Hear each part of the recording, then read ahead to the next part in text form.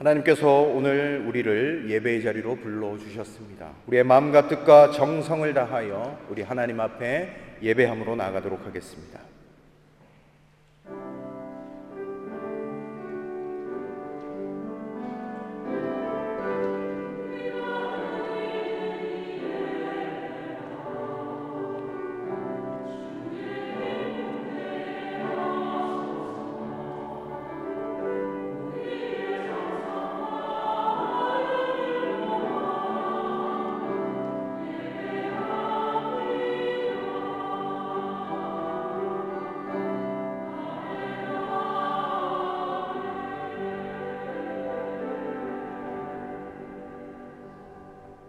하나님 감사합니다. 거룩하고 복된 주일, 하나님이 존전으로 불러주시고 우리의 모든 것들을 내려놓고 주님을 사모하며 나아갈 수 있도록 인도하여 주신 것을 감사합니다.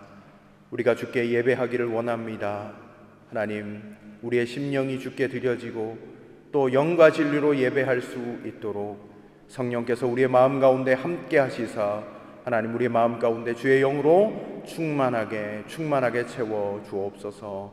예배의 시종을 주께 맡깁니다. 처음부터 마지막까지 함께 하시며 이 예배를 홀로 주관하시고 영광 받아 주시옵소서.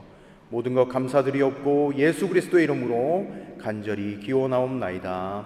아멘. 다 같이 자리에서 일어나셔서 찬송가 8장으로 하나님을 찬송합니다.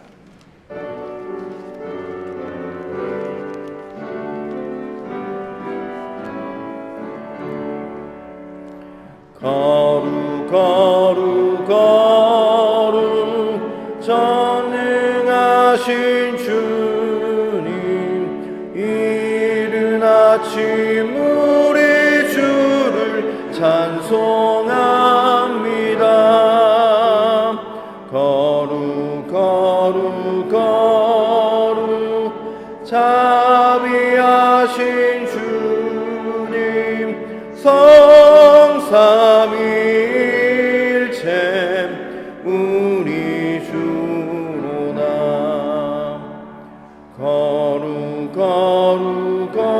거룩 주의 민유자 앞에 모든 성도 면류관을 벗어드리네. 전군 천사 모두 주께 굴복하니 영원히 그에 계신 주로다.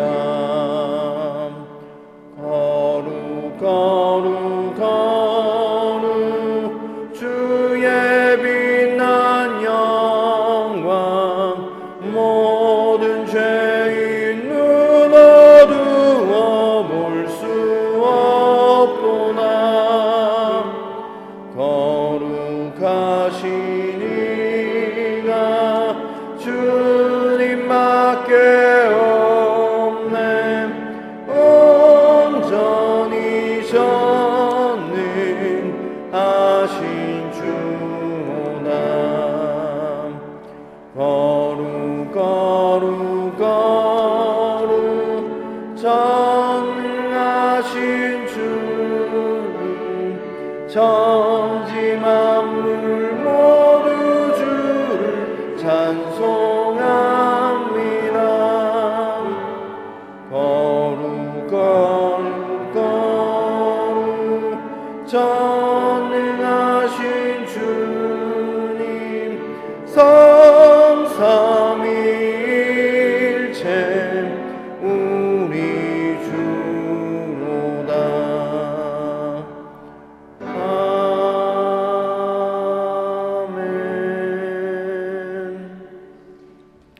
사도신경으로 우리의 신앙을 다 함께 고백합니다. 전능하사 천지를 만드신 하나님 아버지를 내가 믿사오며 그 외아들 우리 주 예수 그리스도를 믿사오니 이는 성령으로 잉태하사 동정녀 마리아에게 나시고 본디오 빌라도에게 고난을 받으사 십자가에 못 박혀 죽으시고 장사한 지 사흘 만에 죽은 자 가운데서 다시 살아나시며 하늘에 오르사 전능하신 하나님 우편에 앉아 계시다가 저리로서 산자와 죽은 자를 심판하러 오시리라. 성령을 믿사오며 거룩한 공회와 성도가 서로 교통하는 것과 죄를 사하여 주시는 것과 몸이 다시 사는 것과 영원히 사는 것을 믿사옵나이다. 아멘. 이 시간 우리가 한 주간 우리의 삶을 되돌아보며 참회의 기도로 함께 나아가도록 하겠습니다. 하나님, 우리의 삶을 주님 손에 다시금 맡겨드리며 고백하며 이 시간 나아갑니다. 하나님, 허물 많고 연약한 우리의 심령과 하나님 우리의 삶이었음을 주님 앞에 고백하며 나아갑니다. 십자가 보혈의 은총을 우리 가운데 다시금 허락하여 주십시오. 주를 날마다 바라보게 하여 주시고 주를 향한 사랑과 열심으로 다시금 변화시켜 주옵소서. 하나님, 오늘 이 시간 주를 간절히 구하고 주의 긍휼하심을 바라볼 때 주님 우리에게 허락해 주신 그 한량없는 은혜와 은총을 받아 누리는 이 자리 되어질 수 있도록 인도하여 주시옵소서. 주여 긍휼히 여기시고 불쌍히 여겨 주옵소서. 우리는 그리스도 안에서 그의 은혜의 풍성함을 따라 그의 피로 말미암아 속량 곧 죄사함을 받았느니라. 아멘. 자리에 앉아주시기를 바랍니다. 교독문 46번 시편 104편 말씀을 함께 교독하도록 하겠습니다.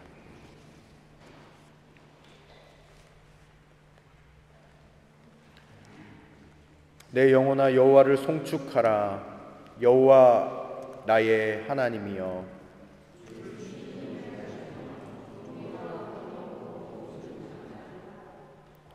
주께서 옷을 입음같이 빛을 입으시며 하늘을 휘장같이 치시며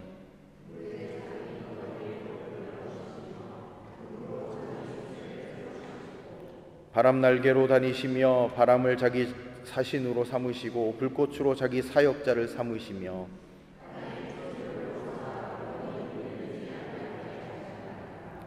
주께서 물의 경계를 정하여 넘치지 못하게 하시며 여호와께서 샘을 골짜기에서 솟아나게 하시고 산 사이에 흐르게 하사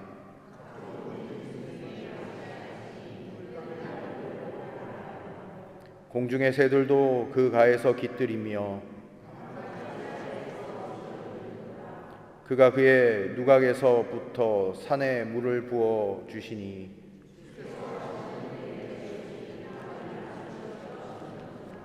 아멘. 우리 찬송가 208장을 찬송 드리신 후에 한복희 권사님 기도 인도로 다 함께 기도 드리시도록 하겠습니다.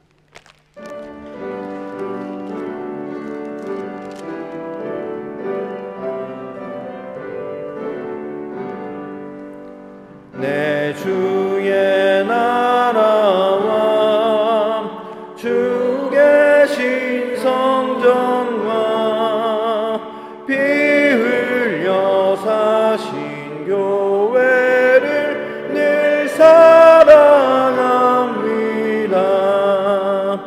내 주의 교회는 천성과 같아서 눈동자같이 아끼사 늘 보호하시네. 이 교회 위하여 눈물과 기도로 내 생명 다하기까지 늘 봉사합니다. 성도의 교제와 교회 위로와 구주와 맺은 언약을 늘 기뻐합니다. 하늘의 영광과 베푸시는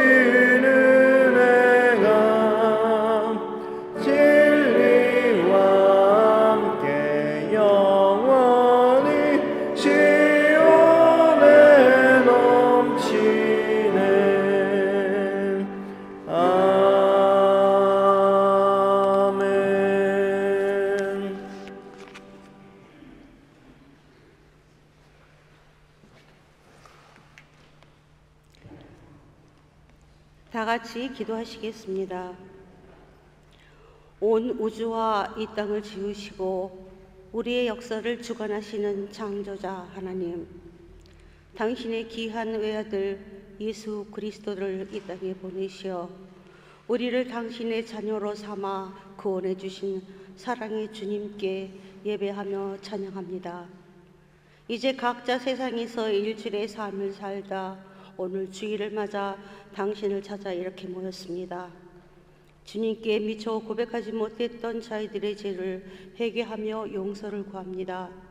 자만했던 죄, 게을렀던 죄, 타인의 어려움에 눈을 돌렸던 죄 등등 되돌려 생각해보면 정말 이루 말할 수 없이 많은 죄를 짓고 살아갑니다만 저희들을 위해 사랑을 베푸신 하나님의 사랑을 붙잡고 의지합니다.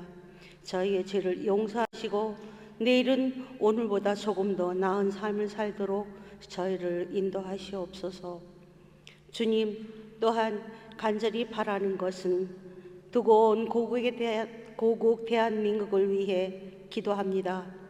암울한 정국과 어려운 경제 속에 힘들어하는 사람들을 위해 기도합니다.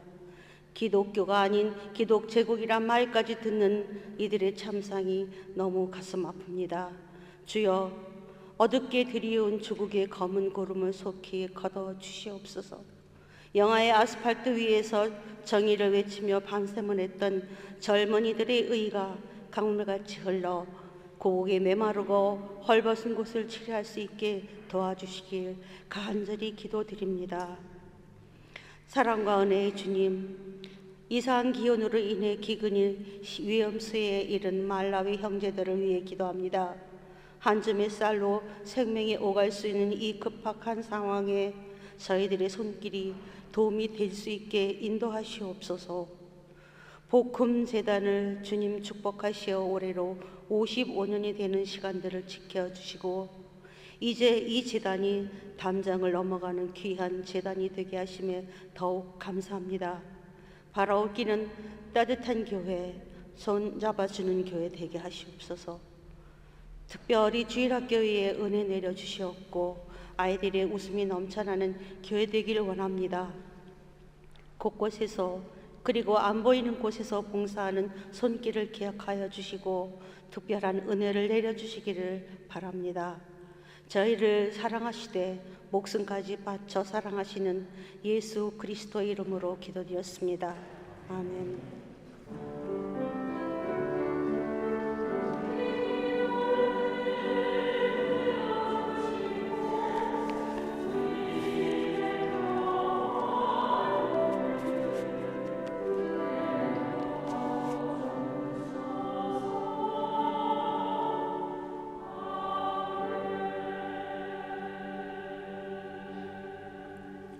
하나님께서 오늘 우리 가운데 주신 말씀은 사도행전 20장 25절로 38절까지의 말씀입니다.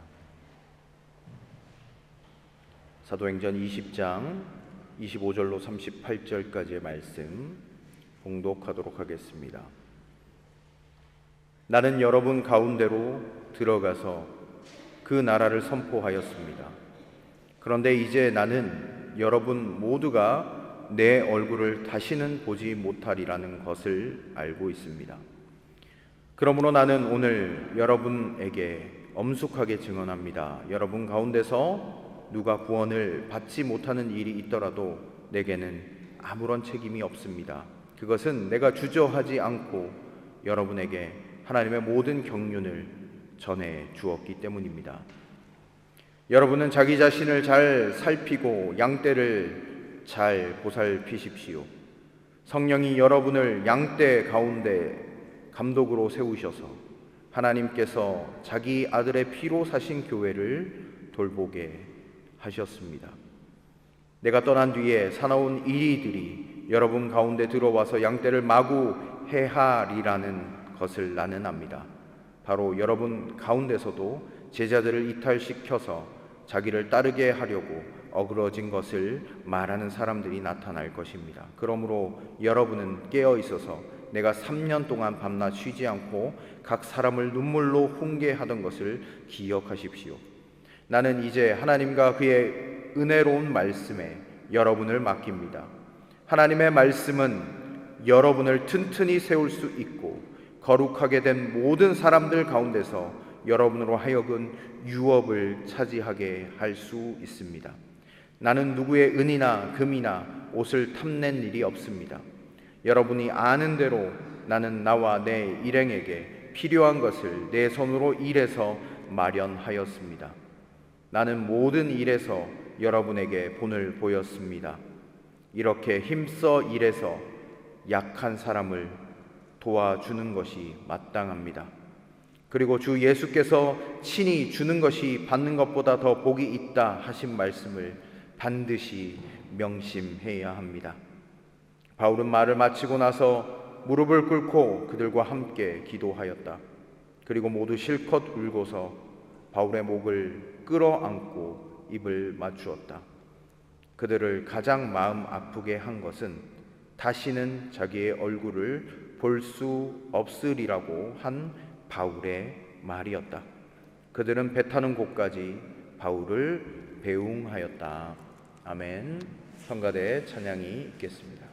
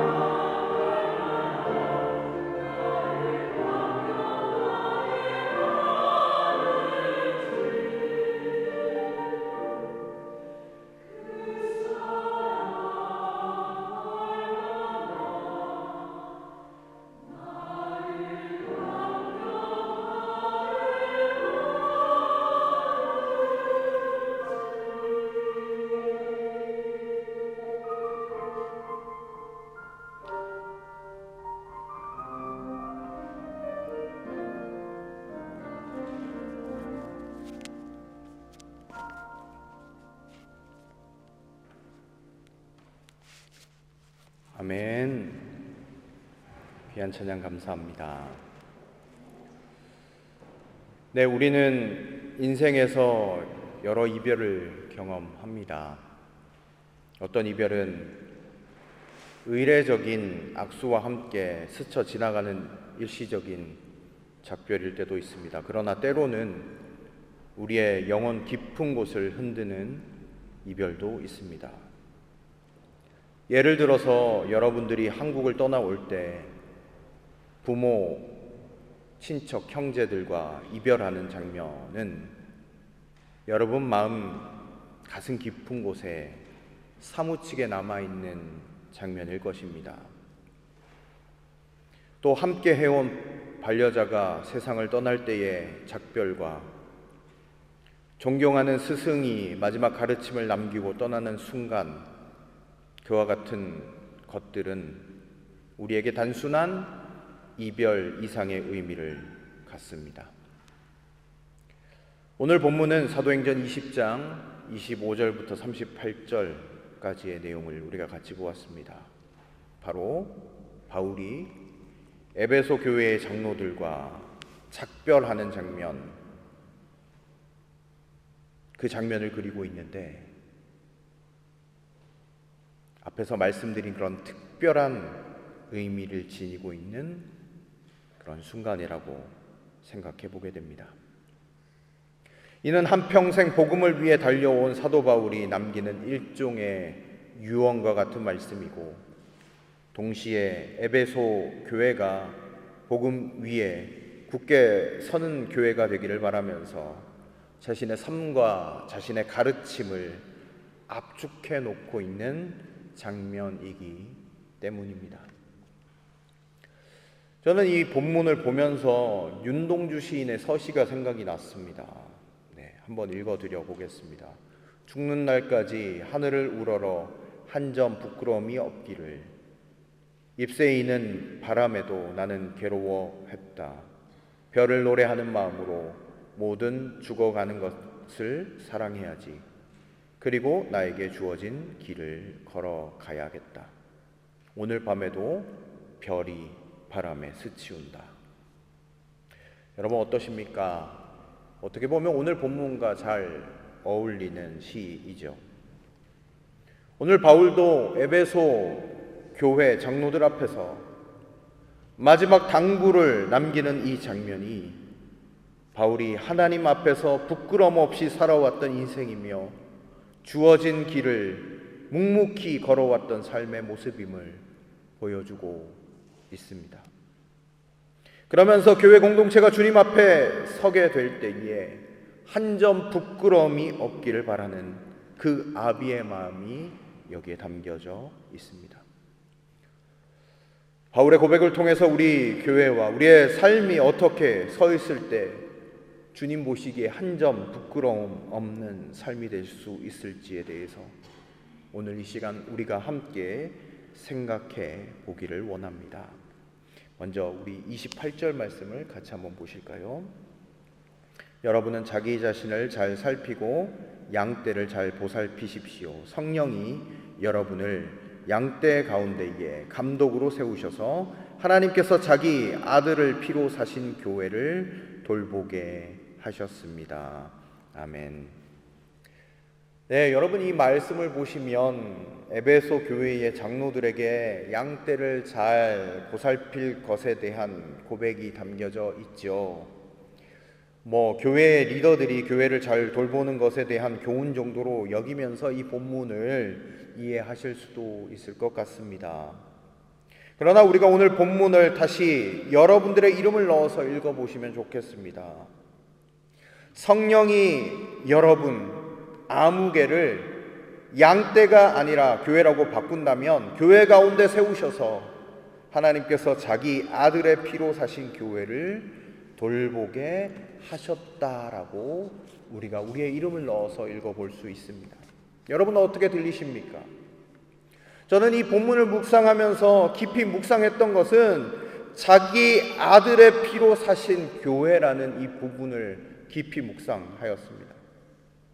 여러분, 교회는 하나님께서 자기 아들의 피로 사신 교회입니다. 우리가 이것을 그냥 문자적으로 감동 없이 이 구절을 지나갈 수 있어요. 그러나 여러분, 그래서는 안 되겠죠. 자기 아들의 피로 사신 교회라는 것, 값싼 교회가 아니라는 겁니다. 하나님의 전부가 담겨진 교회라는 겁니다. 하나님이 저와 여러분들을 사랑하셔서 자신의 핏값으로 세운 교회가 우리 복음교회라는 것입니다. 여러분, 우리가 이 의미를 깊이 이해한다면 함부로 대할 수 없는 곳이 바로 주님의 몸된 교회라는 것이죠. 그리스도께서 자신의 목숨을 내어주심으로 핏값으로 주신 교회이기에 우리는 교회를 함부로 취급하거나 그렇게 대할 수 없다는 말입니다.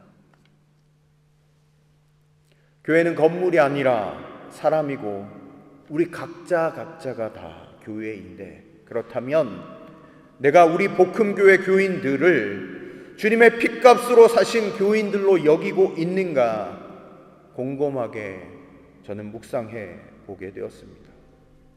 여러분 어떠십니까? 성도로서 우리는 교회를 그 어떤 것보다 귀하게 여기고 존중과 사랑으로 대하고 있는지 물어보게 되는 것 같습니다. 그리스도께서 자신의 목숨을 내어주심으로 사신 교회이기 때문에 우리는 교회를 함부로 취급하거나 화냄과 사랑 없음으로 대했던 모습이 있는가 물어봐야 한다는 것이죠. 여러분, 성 프란체스코 수도사 아실 겁니다. 여러분, 이탈리아 가면 아시시라는 곳이 있습니다. 유명한 그 수도원이 있었던 곳인데 거기에 유명했던 분이 바로 프란체스코 분이죠. 이분은 가난한 사람들을 섬기면서 기독교적인 사랑을 몸소 보여줬던 분입니다. 어느 날 수도원에서 두 형제가 심하게 다퉜습니다. 다른 수도사들이 이제 저들을 좀 내쫓았으면 좋겠다라고 생각할 정도로 이렇게 둘이 아주 치고받고 이렇게 싸웠어요. 그때 성 프란체스코가 이렇게 말했습니다. 예수님께서 우리를 위해서 피를 흘리셨습니다. 그런데 우리가 어찌 형제를 미워할 수 있겠습니까? 그리고 나서 이 프란체스코는 다툰 두 수도사의 발을 씻어 주었습니다. 예수님께서 제자들의 발을 씻겨 주셨던 그 장면을 떠올리게 했죠. 그들은 결국 서로를 용서하고 화해하게 되었습니다. 여러분, 성 프란체스코가 이해했던 공동체의 모습은 바로 주님의 핏값으로 세워진 공동체라는 것이죠. 저 사람을 위해서 주님이 가장 소중한 보배로운 피를 아낌없이 저 사람을 위해서 흘려주셨다라는 것, 그것을 싸웠던 두 수도사도 알고 성 프란체스코도 알았습니다. 예수님이 저 사람을 위해서 피를 흘리셨고 저 사람을 그 핏값으로 이미 사신 사람이라는 것을 그들이 깨닫게 되었을 때에 그는 그 교회에 몸된 성도들을 사랑으로 대할 수밖에 없었다라는 것이죠. 여러분, 교회 공동체가 세상의 모임과 다른 것이 무엇입니까? 주님의 핏값으로 사신 것이 교회입니다. 우리 교회 공동체 한 사람 한 사람을 주께서 주님의 핏값으로 구원하셨다. 그것이 바로 교회의 본질이라는 것이죠. 여러분, 주님께서 모든 것을 쏟아 부으셔서 세운 교회, 쏟아 부으신 성도라고 하면 우리는 어떻게 주의 몸된 교회를 대해야 할까요? 우리는 어떻게 주의 몸된 성도들을 대해야 할까요? 형제를 미워하면서 대하는 것일까요? 그것이 주의 피로 세운 교회를 대하는 태도일까요? 무시하는 것이 주님의 피로 세운 교회를 대하는 태도일까요? 아니면 서로를 향한 수고와 헌신의 마음, 그것으로 늘 대하는 것이 주님의 핏값으로 세운 교회를 대하는 태도이지 않을까 생각해 봅니다. 저는 어제 이 본문을 묵상하면서 많이 울었습니다. 하나님 앞에서 회개의 눈물이기도 했고 또한 감사의 눈물이기도 했습니다. 성령께서 저를 오늘 본문처럼 목사로 세우셔서 하나님께서 자기 아들의 피로 사신 교회를 돌보게 하셨다는 것에 큰 감격이 몰려왔습니다. 주님의 피로 사신 교회를 깊이 묵상하니 우리 성도님들 한 분 한 분이 주님의 피값으로 사신 분들이고 그분들을 목회로 섬기는 일을 맡겨주셨다는 것에 대한 그 감격이 정말 물밀듯 밀려왔습니다. 그러나 한편으로 바쁘다는 핑계로 주의 피값으로 세우신 성도님들을 주의 보혈로 사신 교회로 때때로 여겨드리지 못했던 저의 모습을 발견하면서 주의 앞에 회개함으로 나아가는 그런 시간이었습니다. 사랑하는 성도 여러분, 우리는 누구나 하나님이 자기 아들의 피로 사신 교회입니다. 그래서 너무너무 존귀한 존재들입니다. 그런 귀한 존재로 우리가 대하는 것이 주의 보혈의 한량없는 은혜를 찬양하고 높이는 일이라는 것을 생각해 보게 됩니다. 바울은 바로 이것을 이야기하고 있습니다. 교회의 목사이건 장로이건 집사이건 성도이건 상관없어요. 우리 모두가 하나님이 자기 아들의 피로 사신 교회라는 것을 바라보고 대할 때 주님이 기뻐하시는 교회, 그리고 주님이 정말 즐거워하시고 성숙하고 성장하는 모습을 보면서 뿌듯해하시는 그런 교회가 되어지게 된다는 사실입니다. 사랑하는 성도 여러분, 우리 모두가 서로를 바라보면서 주의 아들의 피로 사신 자들임을 기억하며 사랑으로 대하는 주의 공동체가 되어져 가기를 주님의 이름으로 간절히 부탁드립니다.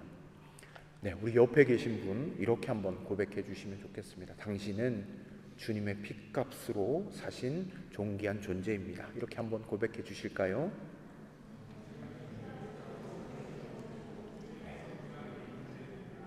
네. 여러분들은 그와 같다라는 겁니다. 이어서 우리 32절 말씀을 한번 보실까요? 32절. 나는 이제 하나님과 그의 은혜로운 말씀에 여러분을 맡깁니다. 하나님의 말씀은 여러분을 튼튼히 세울 수 있고 거룩하게 된 모든 사람들 가운데서 여러분으로 하여금 유업을 차지하게 할 수 있습니다. 아멘. 오늘 사도 바울이 에베소 교회 장로들에게 하나님의 말씀이 여러분들을 튼튼히 세울 수 있다라고 이야기하고 있습니다. 그런데 그 이전에 30절, 31절 말씀을 보시면 사도 바울이 걱정하고 있는 것이 등장하지요. 바로 하나님의 말씀을 혼잡하게 하는 자들이 일어날 수 있음을 언급하고 있습니다. 악한 자들이 공격할 수 있음을 미리 알게 하고 있습니다.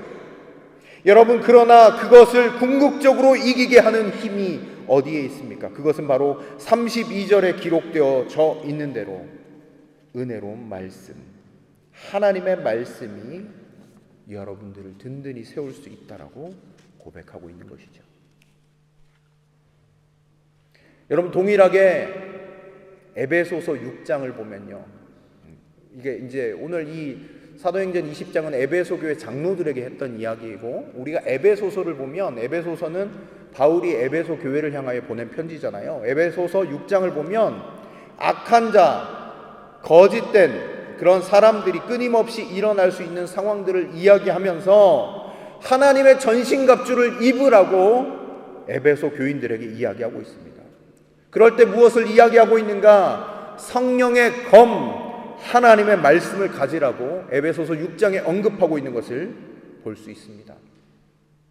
방패, 흉배 이런 것들은 다 방어적인 무기이지만 악한 자의 계계를 무찌를 수 있는 것은 성령의 검인 하나님의 말씀이라는 것을 에베소서 6장에서 언급하고 있는 것을 보게 됩니다. 사실 오늘의 본문의 내용과 동일한 맥락에서 이야기하고 있습니다. 그러면서 여러분 31절 말씀 보시길 바랍니다. 그러므로 여러분은 깨어 있어서 내가 3년 동안 밤낮 쉬지 않고 각 사람을 눈물로 훈계하던 것을 기억하십시오. 아멘. 여러분, 왜 바울이 에베소 두란노 서원에서 3년 동안 밤낮 쉬지 않고 각 사람을 말씀 앞에 서게 했는지를 기억해 보라라고 이야기하는 것도 같은 맥락에서 우리가 이야기할 수 있어요. 영적인 성장이 어디에서 오는 것입니까? 강건함이 어디에서 오는 것입니까? 하나님의 말씀만이 영적인 성숙과 성장에 이르게 하기 때문에 바울이 낮이나 밤이나 끊임없이 하나님의 말씀을 전했던 것이라는 것이죠. 여러분, 우리가 사는 세상이 유혹 없는 세상입니까? 악한 자가 없는 세상입니까? 세상에 유혹들도 많고요, 교묘한 속임들도 얼마든지 우리가 목격하고 살아가고 있습니다. 교회 안에도 교묘하게 우리를 공격하고 혼돈스럽게 만드는 것들이 있습니다. 그럼에도 우리가 든든히 서가고 이길 수 있는 것은 바로 하나님의 말씀이 날마다 우리를 새롭게 세우게 된다라는 것이죠. 그래서 여러분, 오늘 이 시간이 중요한 거죠. 이 말씀을 함께 나누는 시간이 중요하고요, 함께 하나님의 은혜를 기억하고 생각하는 것이 중요합니다. 앞길이 보이지 않을 때 왜 말씀을 가까이 하고 읽는 것이 중요합니까? 주의 말씀은 내 발의 등이요 내 길의 빛이라고 고백하고 있기 때문입니다. 악한 자가 우리를 정죄하고 얽어매려고 합니다. 그러나 주님은 우리에게 이렇게 말씀하고 계십니다. 진리를 알지니 진리가 너희를 자유롭게 하리라. 이렇게 말씀합니다. 주님의 말씀 안에서 우리는 자유와 능력을 경험하게 되는 것이죠. 여러분, 혼자서 말씀을 가까이 하는 것 할 수 있죠. 그러나 지속적으로 하는 것은 쉽지 않습니다. 그래서 우리가 같이 성경 공부도 하고요, 성경 묵상도 하고, 함께 기도하고, 함께 예배드리고, 함께 말씀을 듣는 것입니다. 그것이 교회 공동체가 늘 기억해야 하는 것이라는 것을 사도 바울이 오늘 이 본문에서 이야기하고 있는 것이죠. 그래서 여러분, 올해 3월부터 말씀을 함께 묵상하는 훈련을 온 교우들과 우리 사순절 기간 동안 함께 하면서 여러분들의 영적인 그 체질을 함께 바꿔나가기를 원합니다. 이렇게 해 나가는 것이 우리가 어떤 고난과 유혹과 핍박이 찾아와도 넉넉히 이기게 되는 원동력이 되기 때문입니다. 우리 35절 말씀 같이 한번 볼까요? 35절입니다. 나는 모든 일에서 여러분에게 본을 보였습니다. 이렇게 힘써 일해서 약한 사람을 도와주는 것이 마땅합니다. 그리고 주 예수께서 친히 주는 것이 받는 것보다 더 복이 있다 하신 말씀을 반드시 명심해야 합니다. 아멘. 바울은 자기 자신의 생애를 회고하면서 에베소 교회 장로들에게 이 이야기를 했습니다. 주는 것이 받는 것보다 복이 있다. 주님께서 하신 말씀이다 라고 오늘 여기 성경에 기록되어져 있습니다. 그러나 주는 것이 받는 것보다 더 복이 있다 하신 말씀이 복음서를 처음부터 끝까지 다 뒤져봐도 이와 같은 구절은 없습니다. 그러나 아마도 그 당시에 예수님께 직접 들었던 사람들의 입으로 분명히 초대교회 성도들에게 전해졌던 말씀임에는 틀림이 없습니다. 이와 같은 비슷한 맥락으로 말씀하시는 우리 복음서의 여러 구절들을 보게 됩니다. 지극히 작은 자에게 한 것이 곧 내게 한 것이다 말씀하시잖아요. 그것이 복되다라고 이야기하시잖아요. 사도 바울은 에베소 장로들에게 내가 성도들을 위해서 수고했고 자신의 손으로 일을 하면서 직접 생계를 해결하면서도 약한 자들을 도왔다라고 언급하면서 주는 것이 받는 것보다 복되다라고 말씀하고 있습니다. 여러분, 왜 주는 것이 받는 것보다 복됩니까? 이것이요, 하나님의 나라를 일궈가는 원리이기 때문에 그렇습니다. 잠언 11장 25절 말씀 읽어드리겠습니다. 구제를 좋아하는 자는 풍족하여질 것이요 남을 윤택하게 하는 자는 자기도 윤택하여지리라. 이것이 우리 주님의 말씀입니다. 누가복음 6장 38절도 우리에게 이렇게 이야기합니다. 주라 그리하면 너희에게 줄 것이니 곧 후히 되어 누르고 흔들어 넘치도록 하여 너희에게 안겨주리라. 이것이 하나님의 나라의 원리입니다. 여러분, 우리가 잘 아는 슈바이처 박사, 알버트 슈바이처, 노벨 평화상을 받은 성공한 의사였습니다. 그가 아프리카로 떠나 평생을 가난한 사람들을 치료하는 데 헌신했습니다. 어느 날 한 기자가 물었습니다. 당신은 왜 이렇게 많은 것을 희생하면서도 행복하게 그렇게 미소를 짓고 늘 다니십니까? 행복의 비결은 남을 위해서 사는 것입니다. 주는 것이 받는 것보다 더 큰 축복이기 때문입니다. 이렇게 고백했습니다. 그가 이렇게 헌신하면서 살 수 있었던 것은 주는 것이 가장 복된 일이라는 하나님의 말씀을 그가 깨달았기 때문입니다. 여러분, 바울이 왜 이 이야기를 하고 있습니까? 에베소 교회 장로들을 다시 보지 못하는 순간 가운데 왜 주는 것에 대해서 이야기하고 있는 것입니까? 그것이 가장 주님 앞에서 복된 일이고 복받을 일이기 때문에 그렇습니다. 오늘날 사회는 물질적인 가치를 쌓아야 잘 사는 것이라고 이야기하는 사회입니다. 그러나 주님은 정반대의 말씀을 하고 계십니다. 주라, 그렇게 하면 그것이 복될 것이다.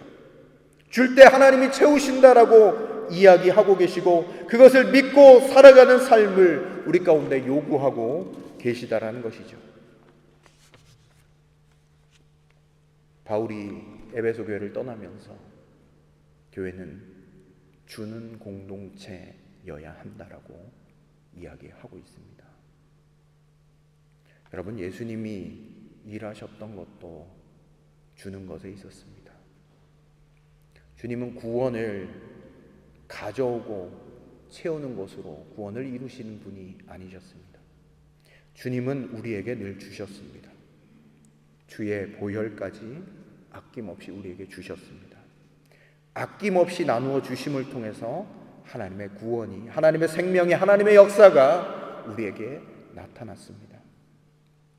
주의 일하시는 방식, 하나님의 나라의 방식은 늘 줌을 통하여 나타났습니다. 주의 일하심은 우리의 것을 나눠줄 때 일어납니다. 언제 생명의 역사가 일어납니까? 우리가 우리의 것을 나눌 때입니다. 시간을 나누고 물질을 나누고 기도를 나누기 시작할 때 그 원리를 통해서만 하나님의 일하심이 나타나게 되는 것이지요. 그것이 하나님의 나라, 구원을 이루어 가시는 하나님의 방식입니다.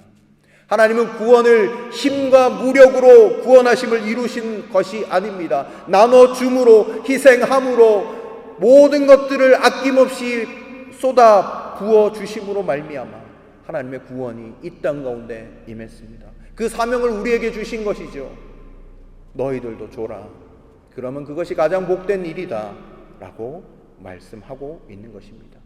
사도 바울도 그것을 에베소 교회 모든 성도들에게 전하고 있는 것이죠. 주는 것이 가장 복된 일입니다. 교회가 해야 할 일은 나누어 주는 것입니다. 생명의 역사가 여기에서 일어나기 때문입니다. 시간을 나눠주고 물질을 나눠주고 기도함으로 여러분들의 모든 것들을 나누기 시작할 때 그 가운데 하나님의 역사가 우리 가운데 목도될 것입니다. 그것을 오늘 이야기하고 있는 것입니다. 사랑하는 성도 여러분, 오늘 사도행전 20장 25절에서 38절 바울의 작별 장면은 단순한 스토리가 아닌 우리 교회 또한 우리의 삶이 따라야 할 믿음의 여정을 아주 구체적이고 선명하게 보여주고 있습니다. 마지막 이별 순간까지도 교회와 성도들을 향한 사랑을 놓지 않고 진리를 타협없이 전했고 자신이 받은 사명을 삶으로 증명했던 바울의 모습. 그가 흘린 눈물은 나약함의 눈물이 아니라 사랑과 책임 그리고 사명을 향한 열정의 눈물이었을 겁니다.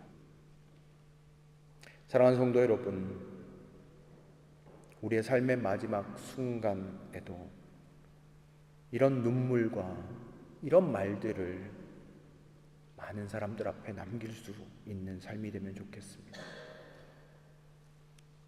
교회를 아끼고 이웃을 섬기고 복음을 위해 헌신해 왔다라는 자부심과 감사의 눈물, 그리고 아직 달려갈 길, 내가 해야 할 일이 있다라고 결단하면서 나아가는 그 눈물 말입니다. 오늘 이 말씀을 통해서 우리는 우리 각자의 부르심과 사명, 또한 교회를 향한 마음, 그리고 세상을 향한 사랑을 다시금 점검해 보는 귀한 시간이 되시면 좋겠습니다. 그리고 무엇보다도 주는 것이 받는 것보다 복이 있다는 주님의 가르침을 우리 마음에 새기며 우리의 남은 생에 주님과 동행하는 진정한 제자의 길로 달려나가는 저와 여러분들이 될 수 있기를 주님의 이름으로 간절히 축원드립니다. 기도하겠습니다. 사도 바울이 고백했던 교회의 모습을 바라봅니다.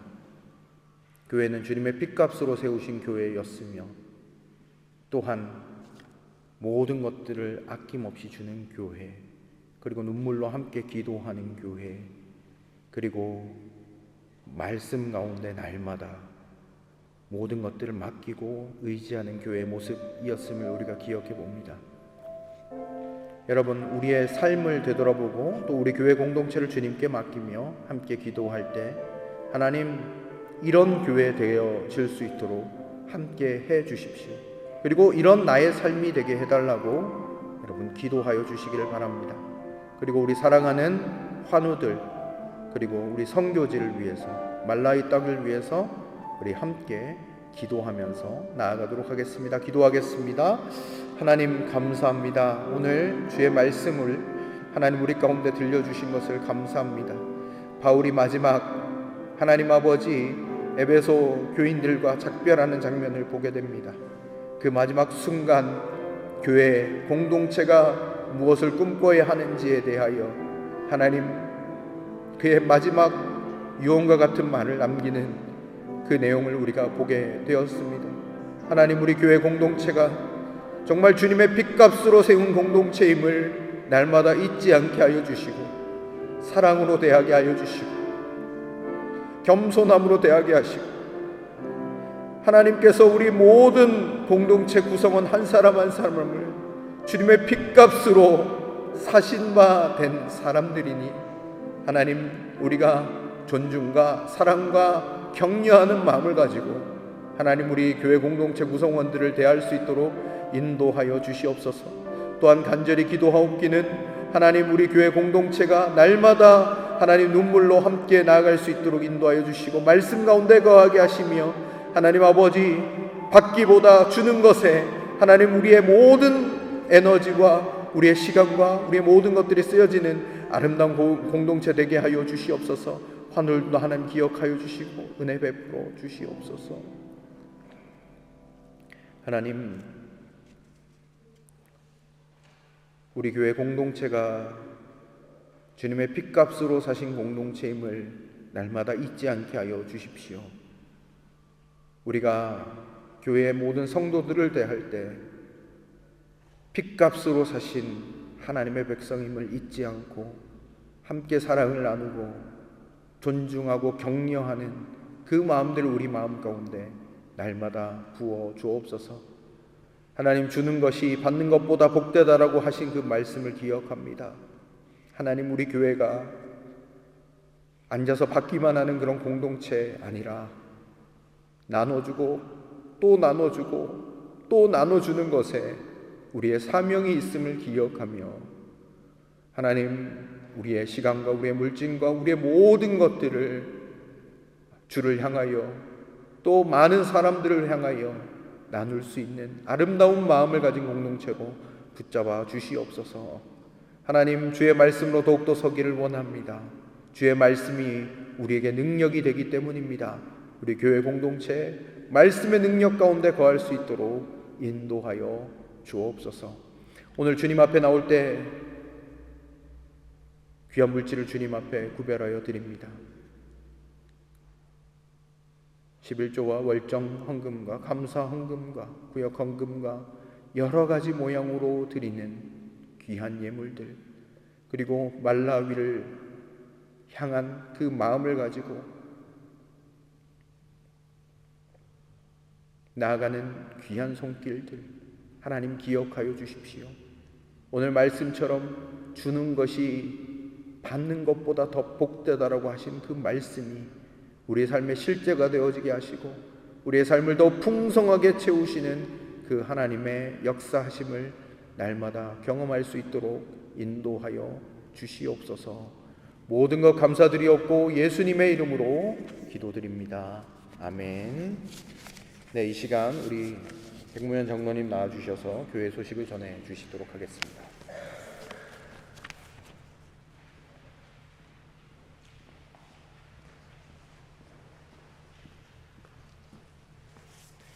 네, 예배에 참석하신 모든 분들을 주님의 이름으로 환영합니다. 오늘 예배 후에 교회 별관에서 설잔치가 있습니다. 떡국도 먹고 같이 윷놀이도 할 예정입니다. 기도의 샘물, 말하자면 중보 기도 제도인데요. 작년부터 해왔었죠. 올해는 작년과 달리 매달 첫째, 셋째 주일에 각 한 분씩만 뽑아서 중보 기도를 드립니다. 또한 기도로 우리의 담장을 넘기 위해 이웃과 지역사회 및 단체를 선정해 매달 중보 기도를 실시합니다. 2월달은 복음 한글학교를 위해서 기도해 주시기 바랍니다. 한글학교가 현재 새로운 수업 장소를 구하고 있습니다. 위에서 기도해 주시고 또 모든 한글학교 교사들 가운데 힘을 더하여 주십사고 기도드리면 감사하겠습니다. 영성의 샘물 도서관 운영을 올해부터 시작합니다. 영성의 샘물 도서관 총 11권의 책이 지금 뒤에 교회 뒤에 박신영 기사 앞 책상 위에 진열되어 있습니다. 좋은 신앙 서적을 특히 목사님께서 선정해 주시고 오늘 주보의 별지로도 컬러가 가미돼서 책 소개도 되어 있습니다. 이 신앙 서적을 통해서 저희 모두 영적 성숙이 일어나는 귀한 시간이 되면 좋겠습니다. 1인당 한 권씩 빌려갈 수 있고요. 대여 기간은 3주입니다. 그 다음에 대여비 한 권당 1유로를 받는데요. 1유로를 받는 이유는 이 도서관 운영을 계속해서 하기 위해서 새로운 책을 구입한다든지 아니면 선교를 위해서 또 사용할 예정입니다. 지금 책 11권 중에 10권은 딱 한 권씩밖에 없어요. 그러니까 마음에 드는 책이 있으면 잽싸게 오늘 가져가셔야 됩니다. 그리고 제일 마지막에 있는 사랑으로 길을 내다라는 책은 3권이 있습니다. 다른 책은 한 권들인데 이 책은 기독교 제독 한인교회 협의회 통일위원회에서 추천하는 도서이고요. 이 책의 저자는 윤상혁 교수이고 제가 몇 주 전에 설명드렸다시피 올 9월 초에 저희 교회 전교인 수련회 때 이분이 오셔서 북한 내에서 직접 겪은 사역의 내용을 들을 예정입니다. 그분이 지은 책이고 저는 이 책을 읽었습니다. 굉장히 감동적이고 은혜 많이 받으실 겁니다. 이 책 이외에도 좋은 책들 오늘 다 가져가셔서 읽으시면 좋겠습니다. 또 지난주에도 말씀드렸고 또 선교부 전혜숙 권사님께도 저희 단톡방에 이렇게 여러 가지 말씀드렸다시피 아사 위기에 처한 말라위 사람들을 위해서 이 사람들을 위한 식량 지원을 위해서 긴급하게 특별 선거 헌금을 모으게 되었습니다. 오늘까지입니다. 혹시 특별 선교 헌금을 하실 생각은 했는데 오늘 혹시 깜빡 잊고 못 가져오신 분은 내일까지 이민자 회계건사에게 작정하신 헌금액을 말씀해 주셔도 좋습니다. 굉장히 시급하기 때문에 내일 중으로 이제 교회 회계규자에서 송금을 할 예정이거든요. 그러니까 내일이 지나면 이제 소용이 없습니다. 이 점 유의해 주시기 바랍니다. 전반기 모교 성경 공부가 오는 목요일 2월 6일 예능과 같이 10시, 15시, 19시 30분에 있습니다. 혹시 교재를 받지 못하신 분은 안내석에 있으니 수령해 가시면 되겠습니다. 청년의 아나바다 행사가 오는 토요일 16시에서 20시까지 교회 별관에서 있습니다. 그리고 오늘 김예은, 김석양 자매가 18시에 바우무프센트룸에서 콘서트가 있습니다. 저희 떡국 먹고 윷놀이 하면 좀 시간이 여유가 없을 수도 있는데요. 이 두 청년 응원을 위해서라도 저희가 좀 시간을 내서 많이 이 음악회에 참석해 주시면 감사하겠습니다. 그리고 지난주에 있었던 재직회 주요 결정사항을 말씀드리겠습니다. 지난 정기공동위에서 재직회가 해결하라고 위임한 사항이 두 가지가 있었습니다. 하나는 시무권사직 은퇴 의사를 표명하신 강봉순 권사님 그리고 유원주 권사님의 은퇴식 또는 원로 권사 추대식 일정은 재직회가 잡아라. 그다음에 두 번째는 올해 신임 권사를 선출할지 여부도 결정해라. 그렇게 위임을 했는데요. 신임 권사 선출을 하지 않기로 했습니다. 올해. 따라서 원로 권사 추대식은 가능한 한 빠른 시일에 목사님과 일정을 협의해서 하기로 하겠습니다. 그리고 오늘 두 분 권사님께 문의드린 바 이제 주일 예배에 특별 순서로 넣어서 은퇴 예배 혹은 원로 권사 추대 예배를 드리도록 하겠습니다. 구체적인 일정은 추후 목사님과 상의하여 알려드리도록 하겠습니다. 또 두 번째 공동회에서 위임한 사항은 교회 사택 큰 본웅의 욕실 노후에 따른 수리를 할지 여부도 재직회에서 상의해서 결정하려고 했는데요. 현재 세입자가 특별히 욕실에 대해서 불만을 제기하지도 않았고 또 특별히 문제가 있지도 않으니 당장은 수리를 하지 않기로 하였고요. 현재 세입자가 추후 이사 나갈 때 그때 수리할지 여부를 판단하기로 하였습니다. 또 재직회 결정사항의 두 번째는요. 말라위 외에 다른 선교지를 재직회가 선정하도록 위임을 했는데요. 현재 말라위 외에 작년까지는 요르단이었는데요. 이번에는 재직회에서 상의한 결과 선교지 한 곳을 정하는 게 아니라 각 구역회에서 선교지 혹은 선교사 후보를 기도하는 가운데 선정하셔서 차기 정기 재직회 4월 27일입니다. 추천을 하고 최종 선교지 혹은 선교사는 재직회에서 다 후보지가 모아진 다음에 상의하여 결정할 예정입니다. 그리고 교회 예산안에 책정된 선교비가 올해 총 3,000유로인데 그 중에 말라위 선교비 1,500 뺀 이 1,500유로도 4개 구역회가 추천하는 선교지 후보지 혹은 선교사 후보에게 재직회에서 최종 결정한 후 배분할 예정입니다. 한 군데만 집중하는 게 아니고요. 그래서 앞으로는 구역 예배에서 모아진 헌금도 최종 결정된 선교지를 위한 선교비로 사용될 예정입니다. 마지막으로 부활주일 성탄절이 아닌 시기에도 세례 예식을 저희가 할 수 있도록 결정을 하였습니다. 주부에 나와 있는 기타 교회 일정은 참조하시고요. 오늘 주방봉사 구역은 소만 구역입니다. 이상 교회 소식입니다. 네, 우리 다 같이 자리에서 일어나시도록 하겠습니다. 찬송가 635장을 찬송 드리신 후에 축도함으로 예배를 마치겠습니다.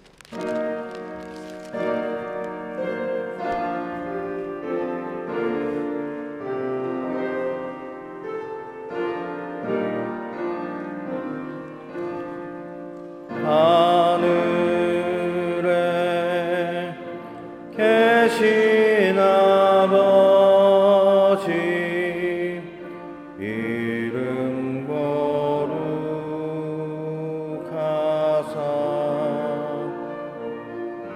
주님 나라 임하시고